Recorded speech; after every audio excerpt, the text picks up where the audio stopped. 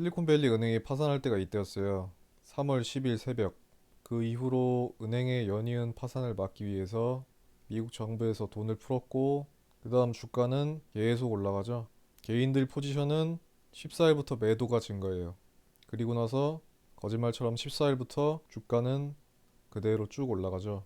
아무리 뉴스에서 파괴적인 소식들이 끊임없이 나왔다고 해도 이때부터는 매도 포지션에 약간 의문을 가져야 되지 않았을까 싶은 부분이 16일 새벽 2시 이때인데, 왜냐면 그 전에 주가가 하락하면서 구름이 줄어들었는데 곱하기 3배 구름은 줄어들어도 여전히 양운이었어요.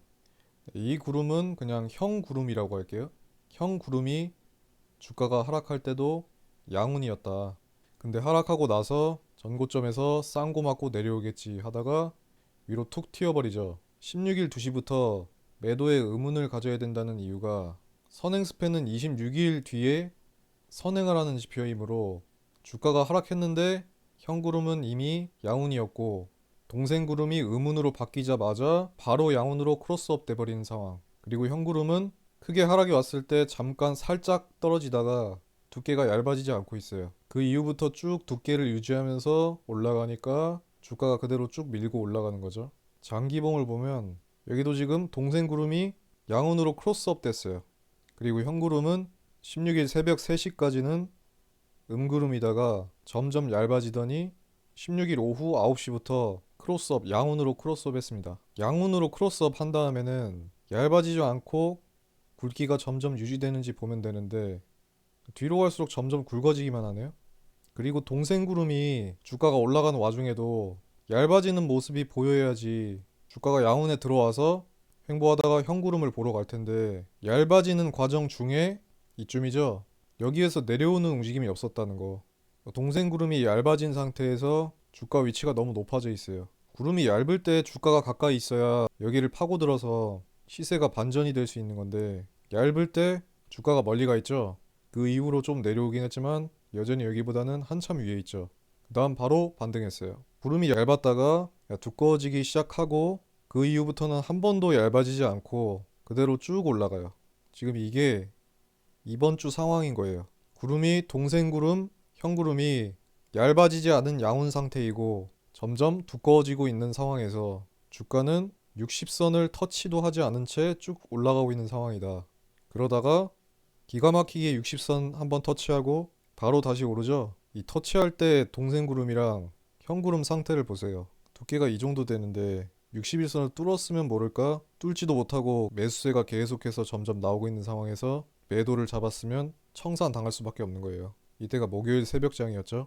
형구름이 이렇게 두꺼워 있는데 동생구름이 우문으로 크로스 다운 하지도 않았어요. 근데 여기서 매도를 보면 깨질 수밖에 없는 거죠. 근데 어제 새벽장, 금요일 새벽장에는 장기봉 61선을 깰 가능성이 있었어요. 물론 꼬리로만 뺐지만 분명히 60선 밑에 주가가 가 있었습니다. 근데 저는 베팅을 이때 매수로 했고요. 그 이유는, 그러니까 매수를 하든 매도를 하든지 간에 근거가 여러 개 겹쳤을 때 들어가야 돼요. 형구름이 두꺼운 양운인 거, 동생구름이 음운으로 크로스 다운하지 않았다. 그리고 이 추세선, 빗각. 이 빗각은 어떻게 만드냐면, 빗각 긋는 것도 따로 컨텐츠 만들 건데, 자, 본장 거래량이 있는 캔들, 이 캔들에서 그어도 되고 이 캔들의 후행에서도 그을 수 있는데, 둘 다 가능한데 긋고 나서 비교적 더 많이 걸리는 선을 기준으로 하면 되고요. 이 선을 그대로 내린 다음에 어제 저녁 9시 기준으로 맞춰 놓으면 못 3번 박았죠. 꼬리 3개로 못 3개 박고 반등했습니다. 그 와중에도 61선의 각도가 아래로 꺾이지 않았죠. 이때조차도 동생구름, 형구름 모두 양운이었고, 그럼 올라갈 수밖에 없는 거예요. 그리고 여러분들이 빗각을 그릴 줄 알게 되면 이건 꿀팁인데, 61선이 빗각의 상단이든 하단이든 어느 한쪽에 이렇게 붙어 있으면 내려왔을 때 반등이 될 확률이 굉장히 높습니다. 반대로 61선이 위에 있는 상황이면 주가가 올라가다가 61선에 맞고 내려올 확률이 높겠죠. 그러니까 제가 말했던 부분, 3월 16일 30분 봉에서 동생구름, 형구름이 양운으로 크로스업 된 상황, 그날부터 매도에는 의심을 해야 된다라는 시점이었고, 이날 오히려 매도 비율이 95% 됐죠. 그러니까 모두가 매도를 보면 기관이든 세력이든 끌어잡아 올린다는 말이 맞는 거예요. 물론 돈 풀어서 올렸다는 것도 맞긴 하지만 제가 설명드린 관점, 중기봉인 30분봉 동생구름 형구름이 양운이 되면 매도에는 의심을 가져야 된다. 그걸 체크하셔야 되고, 그래서 이 사람들이 매도에 전부 물려있는데 물려있다 어제 청산을 많이 했네요. 이게 포기하니까 매수 비율이 올라오는 거거든요. 그래서 저도 마찬가지지만 이번 주에 매수 위주로 대응하신 분들도 이렇게 매도에 물린 사람들을 멍청하다고 욕할 필요는 없어요. 장기봉 일목을 체크를 못하신 분들이라도 그 이전에는 본인만의 기법으로 수익을 창출시켰으니까, 여기 보면 이분들이 못하는 분들은 아니에요. 수익 확률 50%, 상위 2,000명의 사람들입니다. 이때부터 시작해서 매도 비율이 별로 안 줄어들죠. 그 얘기가 뭐냐면 이때부터 물려서 계속 청산을 안 하고 있는 비율이 높다. 그렇게 보시면 되는데, 미니 기준 오버나잇을 며칠을 끌고 갔는데도 5일이나 버텼다가, 물론 청산을 하거나 큰 손실로 빠져나가긴 했지만 5일을 버텼다는 거는 완전히 물린 상황에서도 계약수가 5계약 이상을 넘어가지 않았다는 뜻이거든요. 500포인트 이상이 넘어가는 구간에서 버텼다는 거는 그만큼 계약수 조절을 했다. 많아도 한 계약, 두 계약, 진짜 많아도 세 계약을 버티다 청산을 당하거나 조금 크게 손절을 하고 나간 분들이 대부분일 거예요. 500포인트를 5계약으로 버티기만 해도 5천만 원이에요. 그러니까 이분들이 못하는 분들이 아니고, 그래서 금융위기가 언제 오고 정말 언제 반전이 올 거냐. 장기분봉 120봉 기준 주가가 61선을 다운크로스하고 동생구름이 의문으로 다운크로스해야 500을 보러 갑니다. 500을 본 이후에는 지금 이만큼 두꺼워진 형구름이 얇아지기 전까지는 계속 이거 타고 올라가요. 이렇게. 무슨 근거로 그렇게 얘기할 수 있냐. 이거보다 작은 30분봉만 봐도 알 수 있어요. 이날 급락이 나오고 나서 동생구름이 음문으로 크로스다운하고 주가가 61선 밑에 있죠. 이쪽 주가의 형구름은 여기니까 형구름이 얇아지지 않고 있어요. 이러면 주가는 형구름 라인 타고 그대로 오릅니다.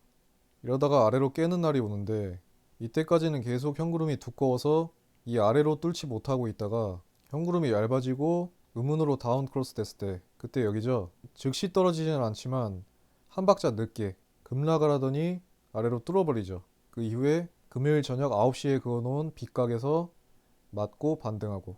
그러니까 단기봉을 보고 매매를 해도 항상 장기봉의 추세를 봐야 된다는 건, 이렇게 빠지고 나서도 장기봉 추세를 깨지 않으면 말아 올라가잖아요. 그래서 항상 장기봉 추세를 계속해서 점검을 해야 된다는 겁니다. 그래서 다음 주에 120봉이 음운으로 되고 나서 500을 보러 갈 수 있는데, 500이든 600이든 보고 나서 120봉 형 구름이 얇아져야 여기 400 밑으로 내려갈 수 있다. 근데 여기서 유의해야 될 점이, 장기봉도 120분 봉만 있는 게 아니라 120분, 240분, 360분, 600분 이렇게 있을 거 아니에요. 그러니까 동생구름, 형구름이 다운크로스 하는 거, 동생구름, 형구름이 얇아지는 거, 그게 순차적으로 일어나야 주가 하락을 전망할 수도 있다는 거예요.